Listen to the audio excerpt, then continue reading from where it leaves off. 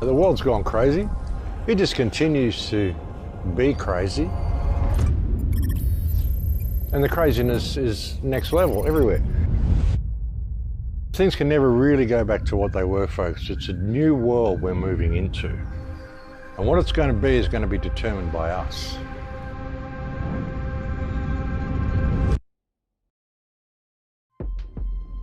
You know, I've travelled to over 108 countries in my life. I've been right around the world many times. I've seen lots of people from lots of countries. I've never met anybody who wanted a war. It's all governments who want to do this all the time. It's governments who control the whole situation. And they play everybody off against each other, and they all work together. And that's something we've got to realise, is that we're dealing with a multinational criminal cabal. And the only reason they get away with what they're doing is because we continually comply with our own enslavement, and we have to simply disconnect from it, stop complying with it. And the best form of non-compliance is to step into your heart. It really is. You know, if you obey your moral compass in everything you do, then the system can't do anything for you. It can't control you, because you continually have to step outside your moral compass to abide legislation all the time. And I just refuse to do that, because most of the time in our lives we're not what we want to be. We're doing something that someone else has told us to do. We're following parameters that someone else has given us. We're following guidelines that someone else has put there for us. We're not living our own life. And we're stepping outside our moral compass in every minute of every day in order to put food on the table. We have to stop that. We have to really step back and look at this and realize that it's already a community of people.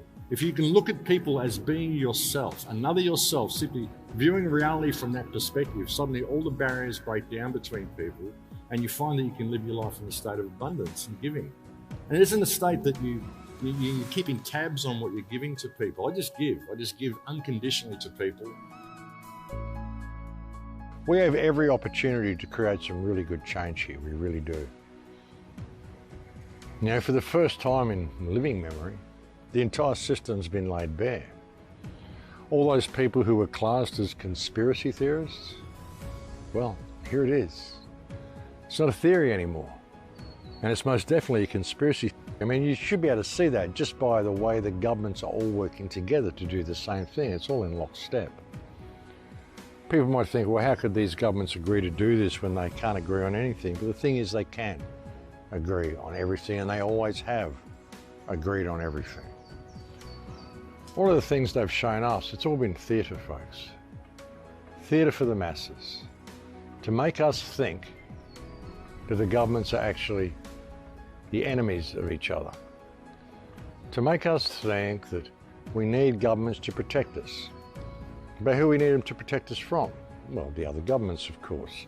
Without our government, the other governments might want to help us. But that never happens, folks.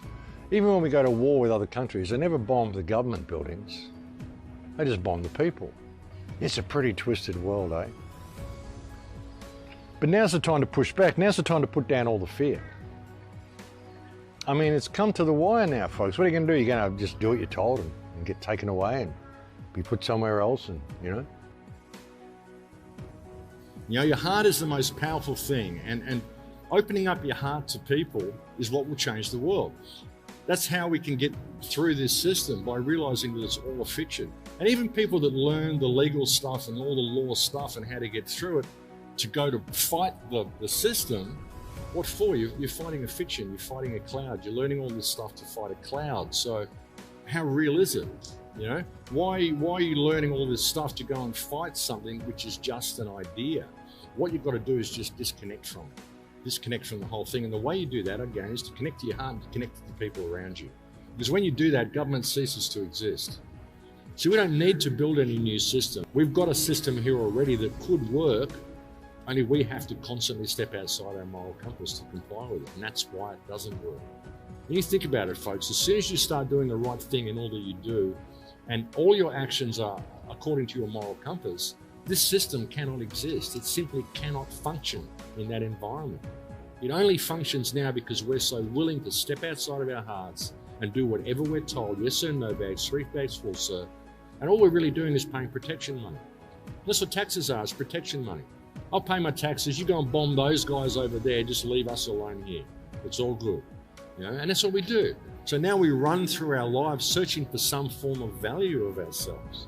You know, so many people just want to feel like they have value. They want to feel like they actually mean something. You're not just a little cog in the big machine. Well, guess what? You all do mean something.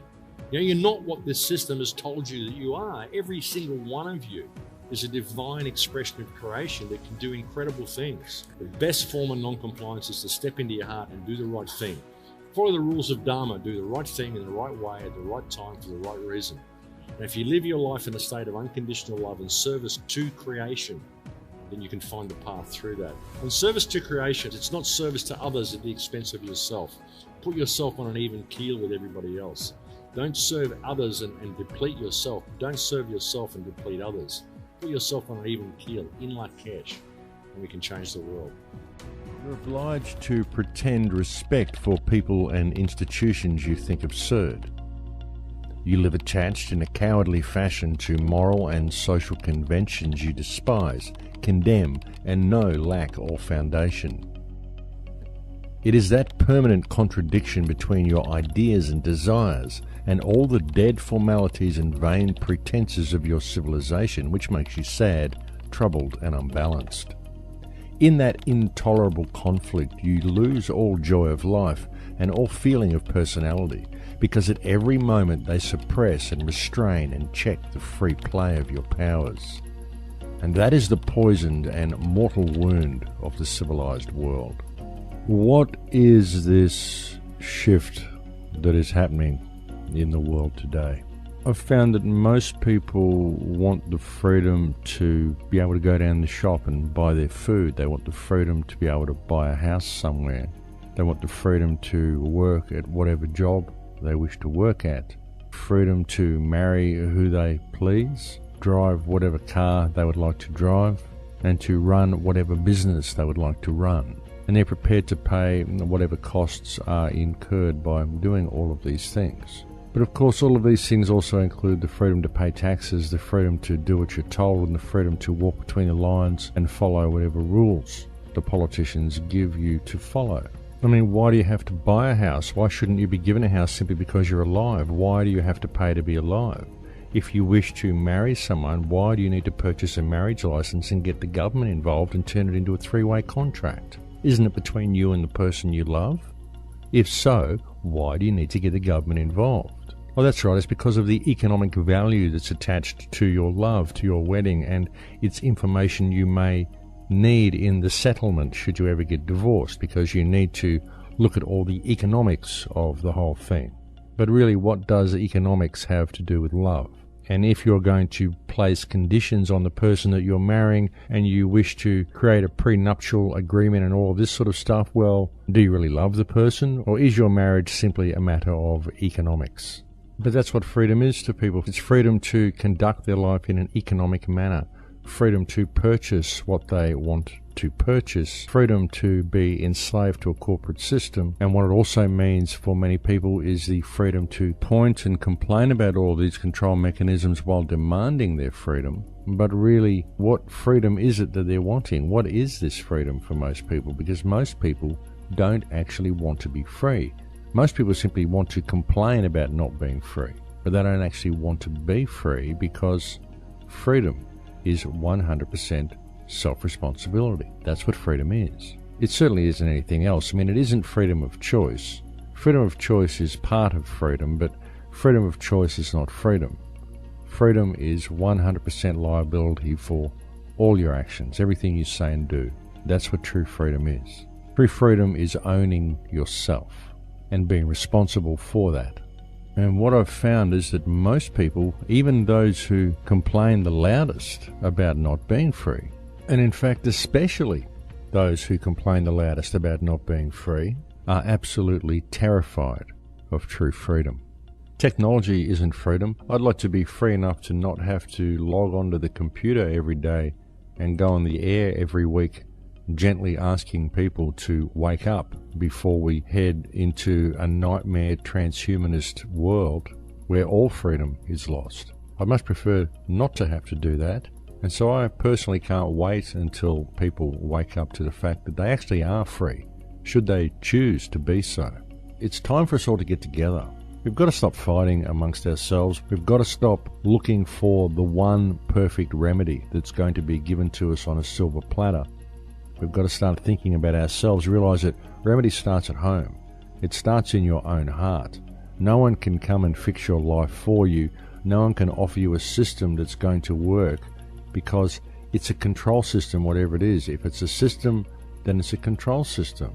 And we don't need a control system. What we need is to always operate from our hearts in all that we do, to live in a state of service for creation, but also putting ourselves on an equal par with everybody else. Don't give too much credit to people around you who claim to be your controllers, because ultimately they're no different to you. And don't give the system too much credit. Don't perceive that it is this all-empowering thing that can come and devour you, because just that belief will make it so. And once people gain that understanding alone, it's an incredibly empowering understanding. We're seeing a time in history when mankind remembers who and what we are.